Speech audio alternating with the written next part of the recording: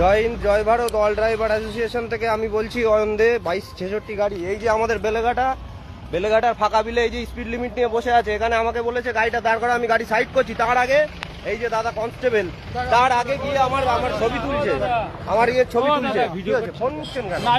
আমি ভিডিও করব, আমি ভিডিও অবশ্যই করব, আমি অবশ্যই ভিডিও করব। আপনি আপনার কাজ করুন না। আমি গাড়িটা এখানে দাঁড় করাচ্ছি, তখন হচ্ছে না। আপনার কনস্টেবল কি আগে ছবি তুলছে, আবার সিভিক বলছে কনস্টেবলের কোনো দাম নেই। কেন পায়ে ধরে দিলে ভালো হয় আপনাদের? না আমাদের গাড়িওয়ালার আমরা চুরি পরে বাড়ি বসে রয়েছি নাকি ট্যাক্স না দিয়ে চলি বলুন তো? এবার গাড়িওয়ালাদের কি পথে বসাবেন? সবাই তো পথে অলরেডি বসে গেছে।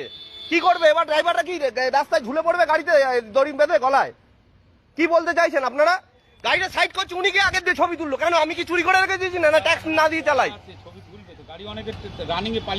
কেন পালাবো আমি? শুনুন স্যার, আমি একটা কথা বলি, রানিং এ যদি কেউ পালিয়ে যায় এখানে